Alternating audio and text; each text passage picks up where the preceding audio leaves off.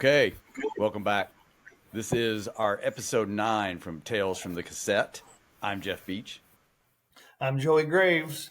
All right, and this is a podcast where we discuss all things music, mostly from our generation, which is late 70s, 80s, and some 90s. And then we do talk about some new music, but mostly it's music that we discussed during our high school and college years and lots of times in the car. And if you haven't checked out our podcast, we have lots of great ones out there talking about our favorite bands, our favorite concerts, our favorite albums. Today, we're going to do our first specific album review. We're going to talk about one album during the show today. I think this is going to be a lot of fun. It opens up a lot of opportunities to talk about other albums. But we're going to talk about one of our favorite albums from one of our favorite bands, Kiss, that likely saved their legacy, and that is Lick It Up. Yep. Right there in the corner. So this album from 1983 is likely the reason that Kiss survived as long as they did, and we continue to see concerts from them all the way up through last year. Just think about that, Jeff. That's 41 years ago. Yeah, crazy. I know. There's lots of albums to review. I thought this was a good. This was your idea to do. Lick It Up. I think this is a great option. Obviously, it's the first album they took the makeup off. The band's fortunes had made a turn entering the 80s from Unmasked and then The Elder and then Creatures of the Night, which we'll probably talk about as well. But they weren't selling, and they weren't selling albums. People weren't going to the shows, at least in North America, and things looked a little bit bleak. Well, I believe it was a series of bad decisions, being maybe going into disco with the Dynasty and Unmasked, and then it was doing the Elder, a concept album, and I think also the musical environment changed. You had hair bands coming on, Yes, and I guess at this age, Kiss was early to mid 30s, yeah, and the Bon Jovis and the Poisons were probably early to mid 20s, more accessible, I guess, to those teenage girls and that audience. So, yeah, I think of that. Talking about that time frame is really important because Kiss had obviously a massive following in the 70s. It's thinking 77 they were ranked as the most popular band in North America, if not the world, right around their heyday. And so now we're just 6 years later. So going in, they had Dynasty at the end of the decade of 70s, where I think a lot of their longtime fans were looking and going, what is this? This isn't really the music I like from them. Though they did gain some new fans with I Was Made for Loving You. Then you go into 1980 with Unmasked, which is really unpopular, at least in North America. I think in Australia they loved Shandy. But the rest of the album, at least for longtime fans, were looking, going, okay, there's more of things I don't like. Then they had the concept album, The Elder, which I think most of the fans from the 70s probably were like, okay, I'm done. Check it out. I'm out. That was a fun ride. And then it was interesting. I think we have to talk a little bit about, and we should do another album review of Creatures of the Night, but that album, right before this one, they still had their makeup on. Of course, they've lost members, even though Ace Frehley's on that album. He doesn't play on that album. At least I don't think he plays any. He might be on something. If you listen to Paul Stanley interviews, he likes that album more than he likes Lick It Up. Yeah. And I tried to think about that. I'm like, okay, let's say they took the makeup off for Creatures and they go release that one. Is that as popular as Lick It Up? Of course, you had the music video where they pop up, and Lick It Up is a very radio friendly song, but if they had taken it off for Creatures, do they see the same thing? I believe so. I thought about it, and I thought they're missing a song for Creatures. In Creatures, they released "I Love It Loud." Killer was their second release, and Creatures of the Night was the third. There's no song on there that gets radio airplay. I Love It Loud is the only one. Yeah. I think they needed another. And I think if you, really diving deep, if you looked at the songs from Killers, the EP they did, I think if you took I'm a Legend Tonight and you throw that on Creatures and they took the makeup off for that, and that was a release along with I Love It Loud, then maybe. But you had Vinny at that point. Right. Or at least at that point, working with Kiss, co-writing. Right. I mean, you could say what you want about Vinnie Vincent. Yes. But the man can write a song, or used to be able to write a song. I mean, you could have found a song to put on, to add to Creatures. If you needed another song, I think I agree with you. So we'll have to do an album review of that one, because that's got. I was reading up on that one as well as we were putting together, and that's a very interesting album with a lot of guest musicians. Which the funny thing is, for Lick It Up, there are not a lot of guest musicians, and there is not a lot of guest writing as much as there was on some of the other albums recently. There was a little bit, but not like what you saw for previous albums. They sort of got back down to who they were, and in fact, I'm looking at the song credits now. According to Wikipedia, every 80 song was written by a member of Kiss and no outside writers. Yep. So, then again, you had Vinnie Vincent.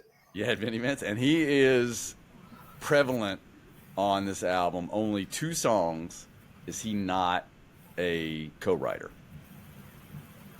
So we mentioned this was released in '83. They had only 2 singles off this album. They released "Lick It Up," which was the famous music video where they went on MTV and then took the makeup off, and then they played that video. And then they had "All Hell's Breaking Loose," which they could have filmed the same day because it looks like the same video almost,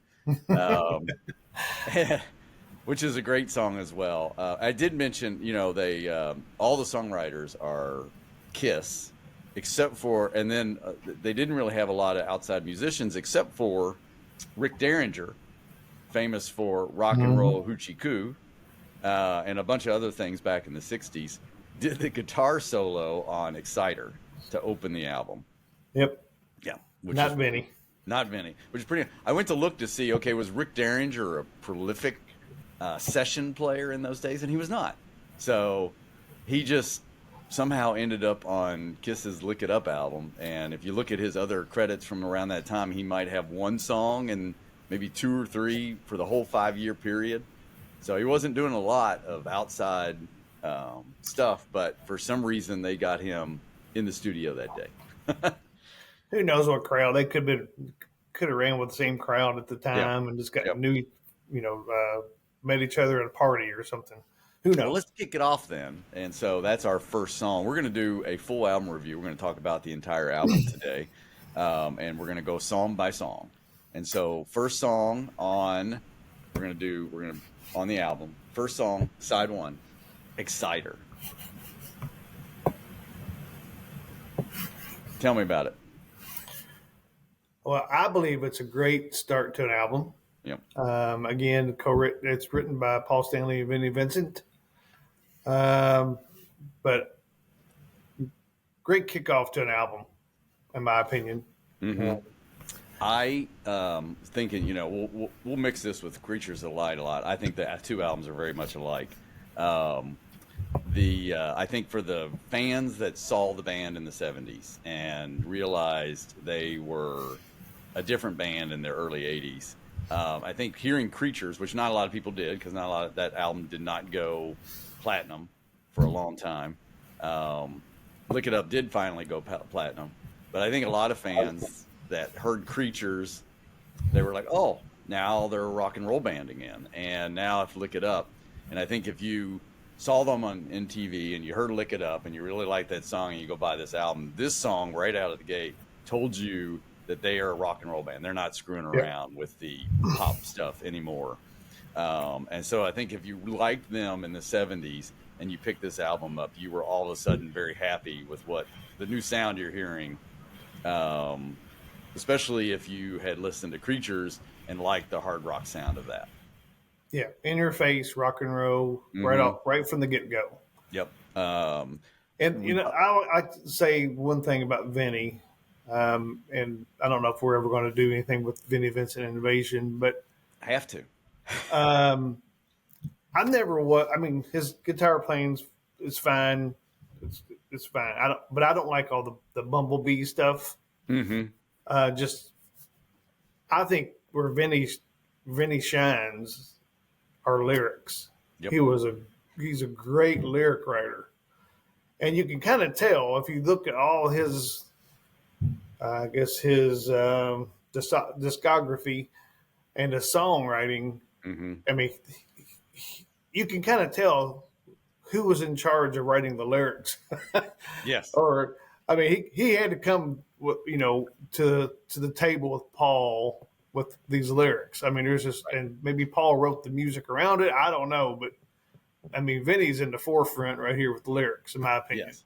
Oh, I agree. I agree with you. Yeah, you mentioned that Vinny helped write the song. He's a co-writer on this song, but he did not do the guitar solo. This is where Rick Derringer came in. It's Kratos solo. I guess Vinny tried the solo. They didn't really like the way he did this one. Of all the songs, this is the only one they didn't feel like he got right, which is why they brought Derringer in.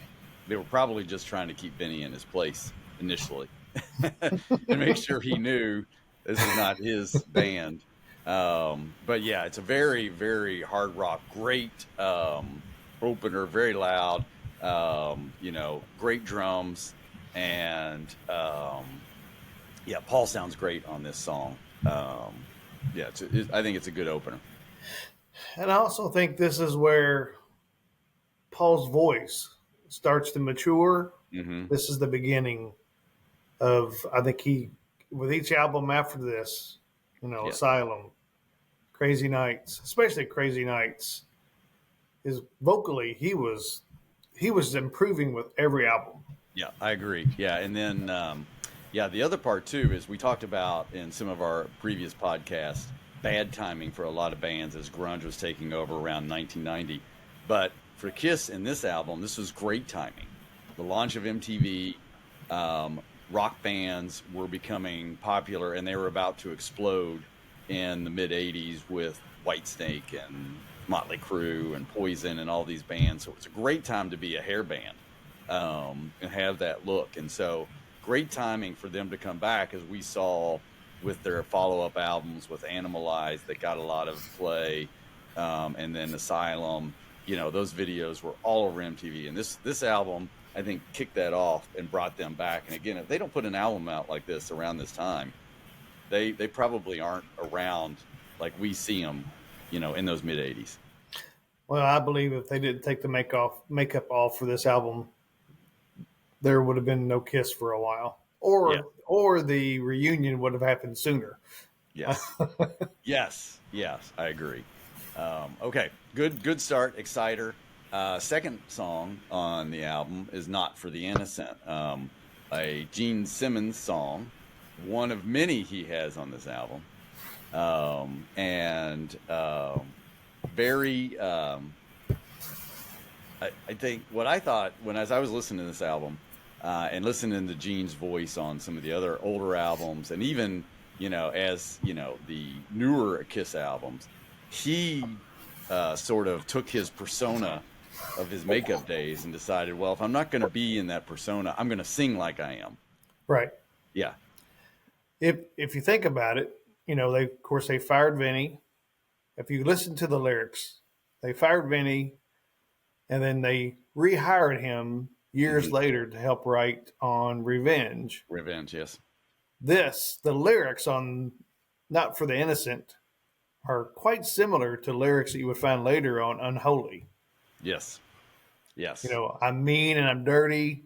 Yes. like none you've ever seen. Bad habits drip like honey. No tongue can lick me clean. I mean, that is better lock up your daughters. We're coming to your town. We're here for the Yeah. slaughter. Kick you when you're down. I mean, Yep. that's unholy to Yeah. me.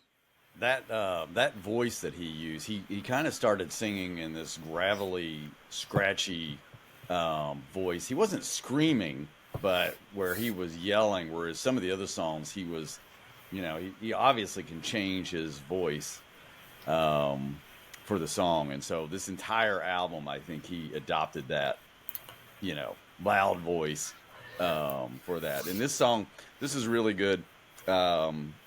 Drums on this are great. The guitar solo is really good by Vinny. Great song right out of the gate behind Exciter. Again, another hard rocker.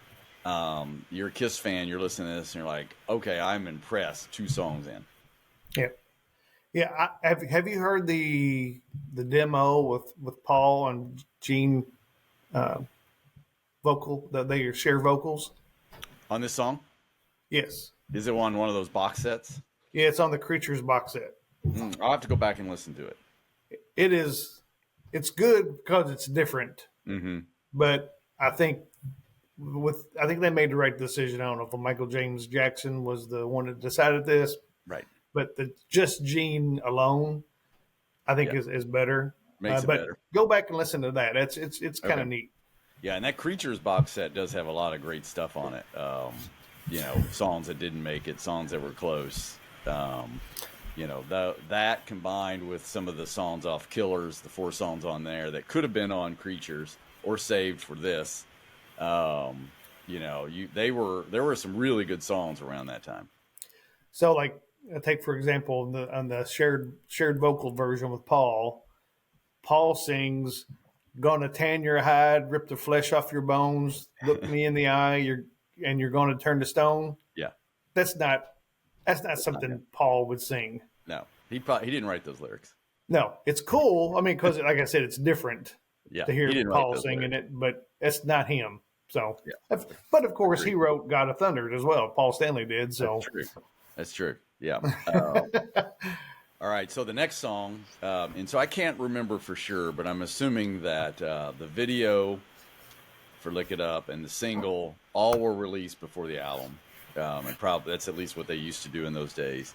But "Lick It Up," the video for this song is great because the whole first part of the song, they're walking down this street and you can't see their faces because they are doing their unveiling. And then as they go into the chorus, then it goes to their faces. I remember waiting to see the video on NBC Friday night videos, and I waited up. Here I was, 13 years old. Waited up to watch that, and I loved it.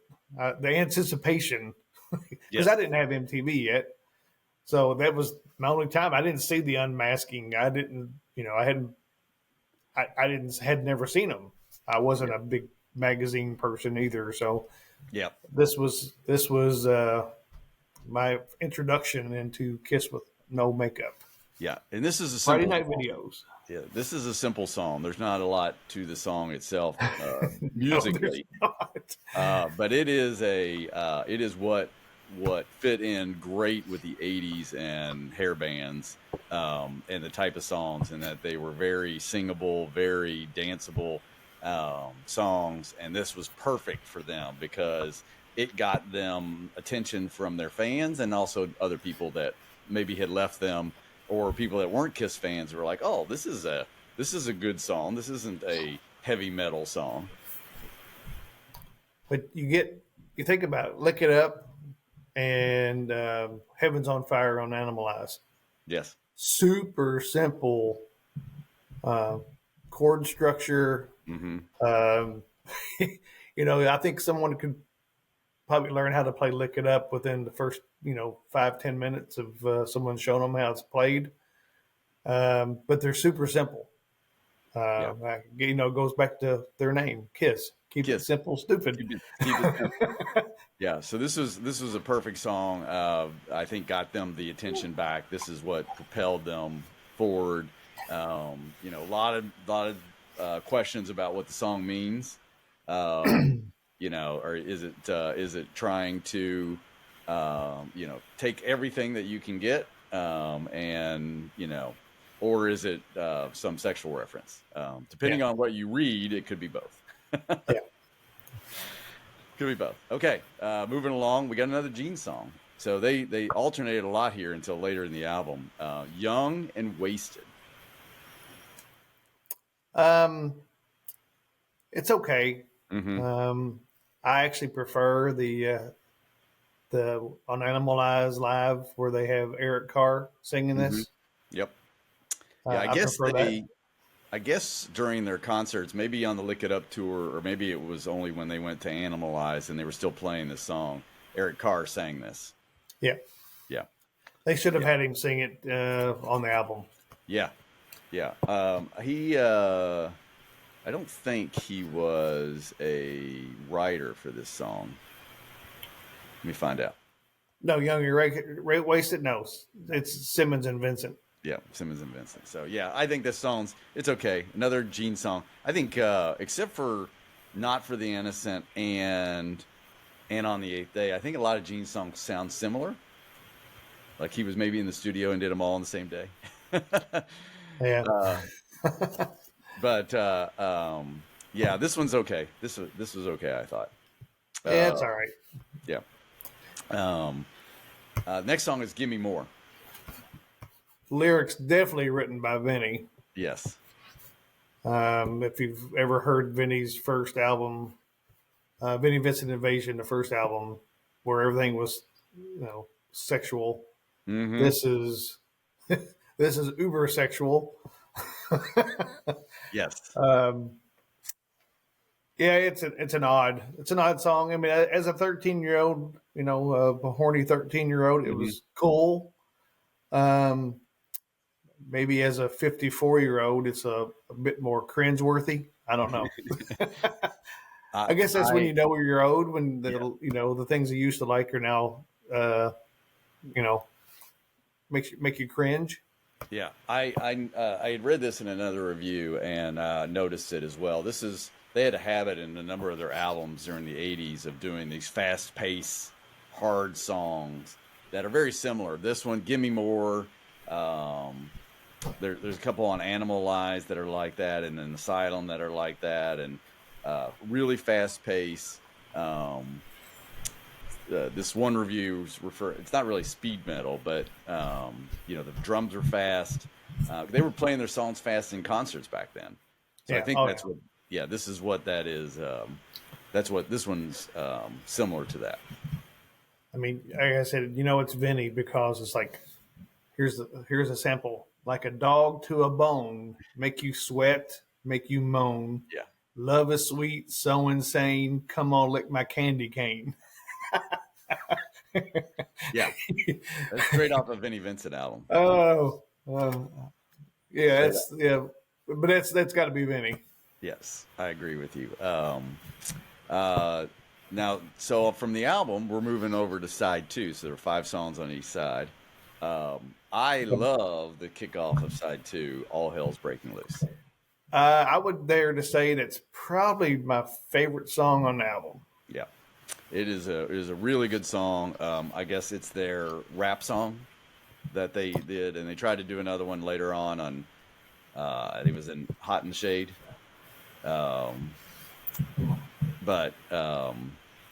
Yeah, this is their "Pour Some Sugar on Me" Def Leppard song that should have been bigger. This song is really good.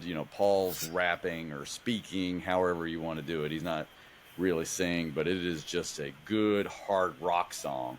Not fast. But great guitar right out of the gate. That which gets played throughout the song. Well, I'd heard that I read somewhere that this was actually Eric Carr came with came with a demo, Yeah, I did hear that. and I guess they liked it, and so they, according to also what I read, is that Paul and Gene and Vinny, I guess, bastardized his vision of the song, but you know, he was just a hired hand, so he went along with it. But I think it turned out well. One of the things that I think Kiss was trying to do is, I think they lost that dangerous. Kiss was dangerous with Mm-hmm. a Dynasty and Unmasked and Elder, and I think they were trying to reestablish themselves as a dangerous rock band. You know, so I mean, it's all hell's breaking loose. I mean, Yep. you got Yep. the sexual songs like "Exciter" and "Give Me More" and "Young and Right. Wasted," "Not for the Innocent," Right. and It's then keeping with the dark theme from the yep, Makeup Days, yep, and they're still a scary band, and yeah, they're not supposed. Your parents aren't supposed to like them. yep. That That's band. exactly what they were going for. That band. Yeah, that's one of my favorite songs. Whenever that comes on the radio, I love that song.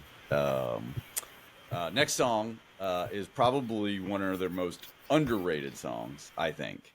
I A Million agree. to One. Million to One. I agree. Perfect Paul Stanley song. This You know was what? about his breakup with Donna Dixon, Mm-hmm. who Yeah. was in Bosom Buddies with Tom Hanks. Yes. Yes. Great song. Great singing song for him. I am really surprised this was not released as a single, especially with their popularity around that time. That this one didn't come out after All Hell's Breaking Loose. I think this could have made them even bigger by putting this out later. They started Lick It Up and then All Hell's Breaking Loose. But I think this would have been a good song and would have got play. But you think about it, when it comes to hair bands, the power ballad had really not started. The love of power ballads had not started yet. Yep. You still had like "Talk Dirty to Me" from Poison. You still Mm-hmm. had, something off of Bon Jovi or whatever. Right. So a power ballad wasn't they weren't established yet. So if this had been released 3 years later, Yeah. I think it would have fit right in, and it would have been a hit. Yeah, you're probably right. I mean, if you think about the rock bands that were releasing around '83, you had Def Leppard releasing Rock of Ages, and that there were really no slow songs around there. Hysteria was still a few years away. Bon Yep. Jovi was released. No, Love Bites hadn't been right, released. Every Rose Has Its Thorn hadn't been released. right. Um, Bon Jovi was still doing Runaway, and yep. yeah, so they hadn't got to um, their songs with Slippery When Wet. So you're right. Yep. Yeah, they really the power ballad was not yet in existence. So maybe you're right. It's not really a ballad, but it does sort of sound like one. Yeah. Yeah, it does sound like one. It is a great song, great Paul Stanley song. Yep. Absolutely agree. Yeah, it would have been nice to see a video for that one. And maybe why they didn't do it is they were like, okay, we've made our transition back to a rock band, Creatures. Now this album, we're accepted again. We're not going to tell them we're doing power ballads. Okay. Now, in a very strange twist of the way Kiss did things, Gene Simmons has the final 3 songs on the album, which is very strange. I'd love to hear. I couldn't find anything on why that is, because they don't really do that on any other albums. They're not like their great songs that had to No. be included. I would love to see the discussion around. There had to be a Paul song somewhere around there they could have put on here. But usually they go back and forth at least. But yeah, so final 3 songs, Gene Simmons songs. None of them would be released. I don't think they played. Maybe they played Fits Like a Glove in concert. I could see them doing a little bit of that, at least the opening riff. But what do you think of this one? It's okay. Mm-hmm. Again, like a hard rock, very, very similar to Young and Wasted, I believe. Yes. Very much in the same vein as that. Yeah. Again, this is not a co-write with Vinny, but it's It sounds like it with the hot it, knife through butter. yeah, that's yeah. Yeah, it does sound like it. You can maybe see some similarities to Hmm. Vinny's kind of writing, but it's. Yeah. I Yeah. think it's probably it may be the one of the worst songs on the album. Yeah. I do like the opening, the initial riff, and Yeah. then as it breaks down into the song. Okay, well, the next song, love song, "Dance All Over Your Face." Yeah, I had Yeah, this I don't played know at about my. this song. I played this at my wedding. Did you? Okay. No, Yeah. no, no. Yeah. Not a Yeah. I don't love know. song. I don't know. I don't know that they would ever. I've never heard them talk about this song. I don't know that they like this song. It's a little violent. It doesn't really fit with today's world. In fact, um, yeah, it's not a great song. I don't mind dance all over your face. It's just because Gene is his delivery is different than his typical song. Hmm. It's more like a talking deep Yeah. voice. Hey Yes. baby, I Yeah. know it's a jungle out there. Right. Yeah. He wasn't yelling like he was on a couple of the other songs from Right. earlier. Yeah. Um, yeah. It's okay. When I had this on cassette, and I also had the album back in the day, um, I would not play this song a whole lot. Yeah, Yeah. I like it. It's fine. I would always skip It's over it because fast. I really liked the next song.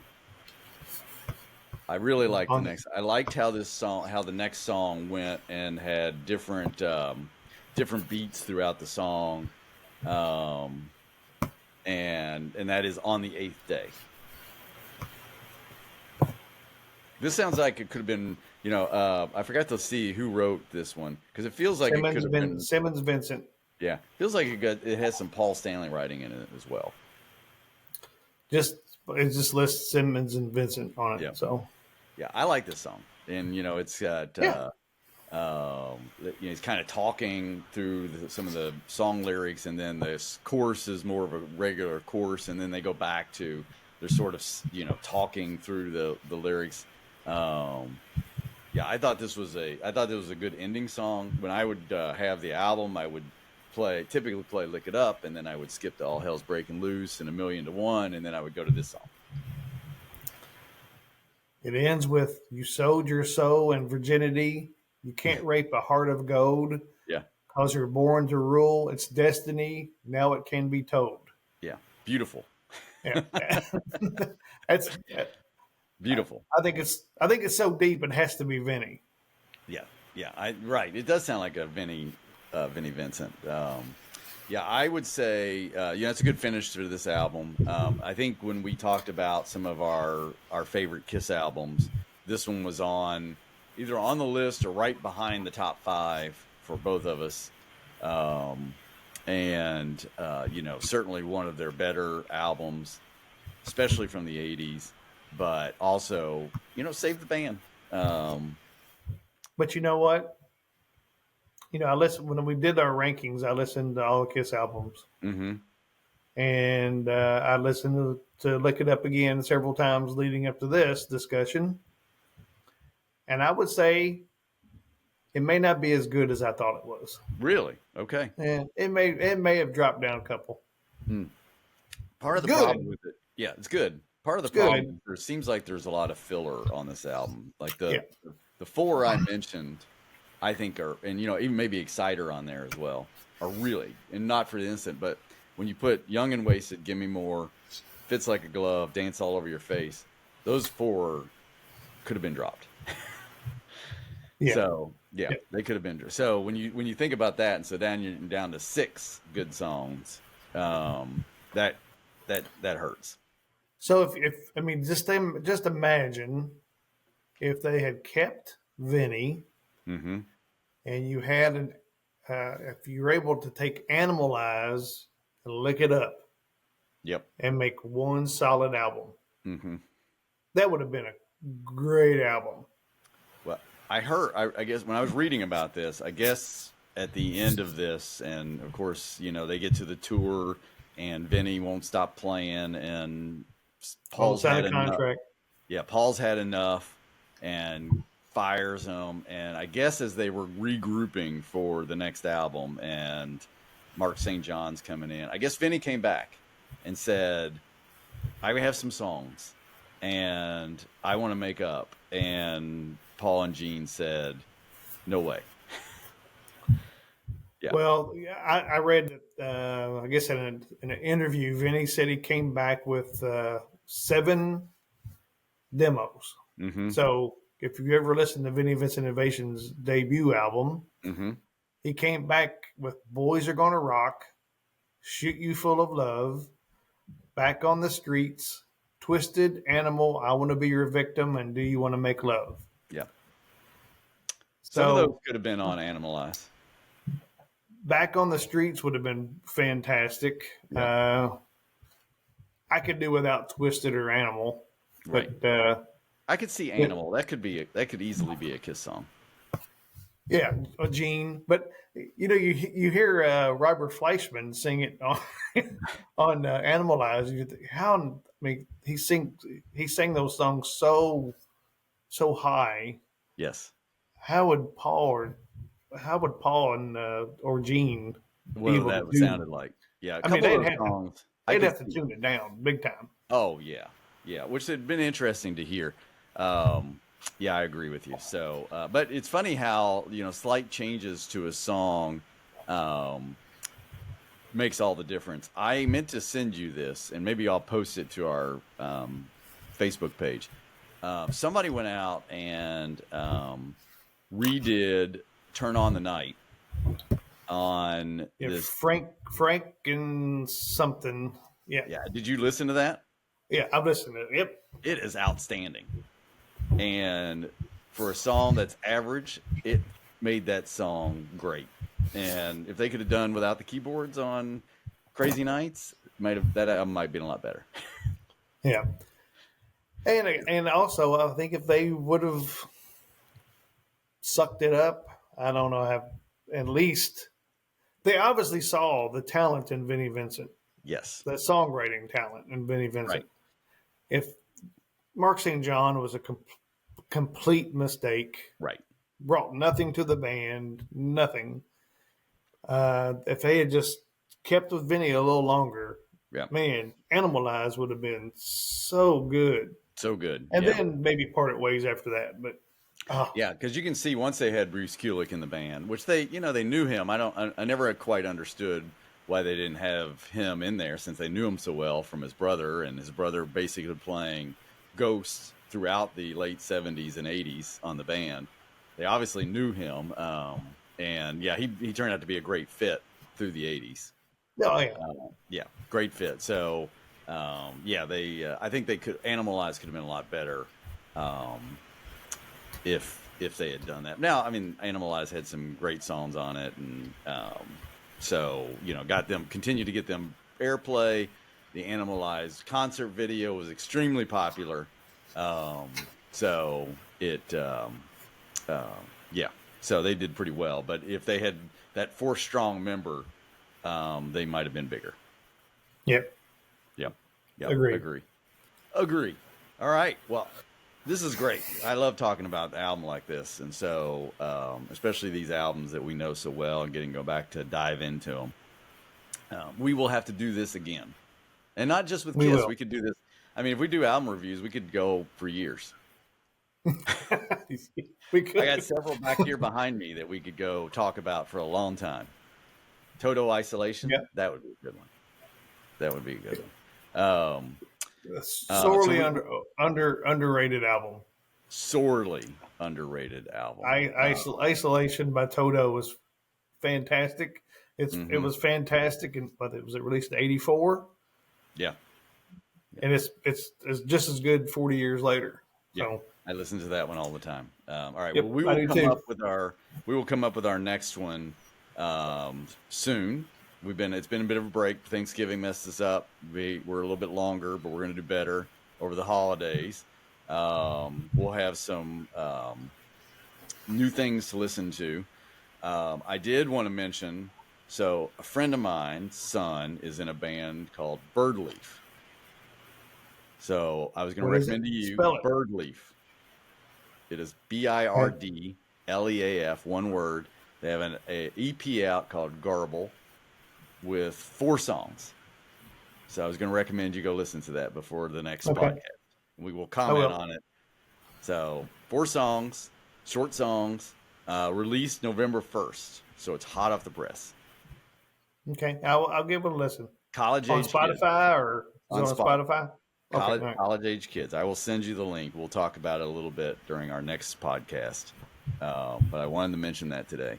And then we will be back before the end of the year. We'll promise to do another show and get that out there. Yeah, that was good. Look It Up's a great album. Save the Band.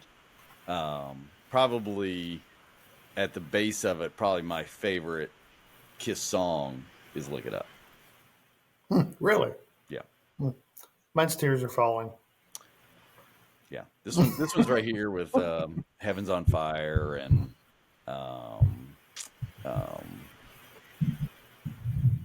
yeah. It's right there on that list. Yeah. So there's of course a very famous podcast, 3 Sides of the Coin. Oh, yeah. They always talk about, did Vinny save Kiss? Mm-hmm. What would be your answer to that question?